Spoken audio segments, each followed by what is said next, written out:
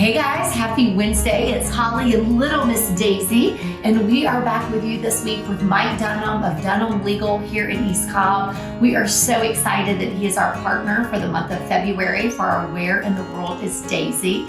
And we talked last week about, in the current pandemic situation, a lot of people are working from home, couples are around each other a lot more, and they've kind of discovered maybe they're no longer a fit.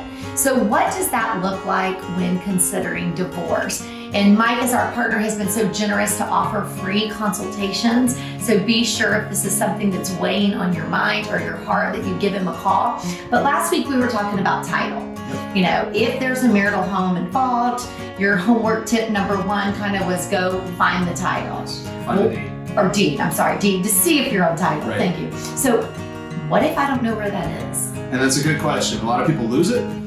There's a reason that the clerks of the courts keep up with all of that stuff because we're not reliable to keep track of even important papers like that. So one easy thing you can check, and this is totally free just about wherever you are, go to Google and Google, whatever county you're in. So we're in Cobb County, so it's a Cobb County real property search. And what that will probably do is take you to the tax assessor's website.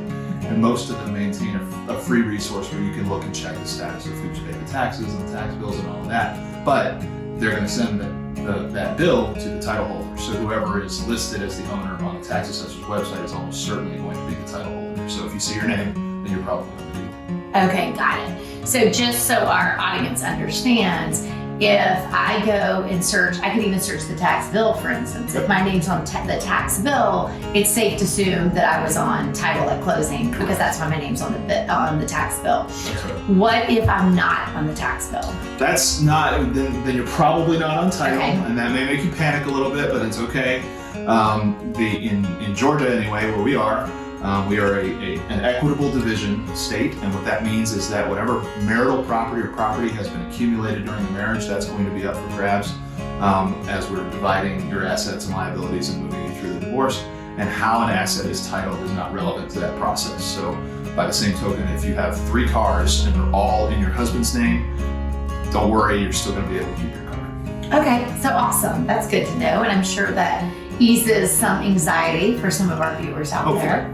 So what else? What else do I need to do? Well, the next thing you want to do, because the home is a large asset for most people, if there are other creditors who you owe money or who say you owe money, they're going to try and go after the assets that you have, and of course the biggest target for them is going to be the house. So if there are judgments that you don't know about or medical bills that have caused liens for you, if you had a surgery that didn't get paid for, something like that, or a car wreck even, then very often there will be liens attached to your house. If you've had improvements on your house and for whatever reason the contractors feel like they didn't get paid, they might put what's called a materialman's lien on your house. These are the kinds of things that will attach to the title to your house, and then as you know, when they come and see you, you have to find a way to clear those off the title. And it can be costly. Generally means paying them or otherwise working something out with the lien holder. So you want to check and see what's there so that you know, because if you have $100,000 in equity in your house, or you think you do, but then somebody is owed $20,000 and they've attached to your house, you might really only have $80,000 available, and you need to know that. So the easiest way I think to do that is probably to go ahead and pull your credit report. That is something you can do for free from all 3 of the major credit bureaus once a year.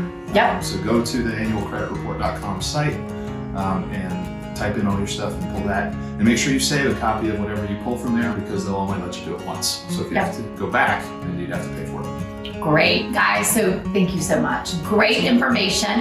Just to recap, because we're wrapping up week 2. Number 1, if this is weighing on your mind and something you want to talk through, call the number below. Make sure you get that complimentary consultation with Mike on the books as soon as possible. While you're waiting for that call, pull your deed and see if you are on title. If you can't locate the deed, he gave you some great tips. Go to the county website. You can pull the property tax bill, and if you see your name on that tax bill, that's a great quick assumption to assume that you're on title. After that, you need to look at your credit. So if you're not ready to talk to us as your mortgage professional, go to the free resources, get that annual free credit report, save a copy of it, and get a great idea of what is attached to your property. So those are all great tips. Check us out next week for some more great information. And until then, call us if you need us.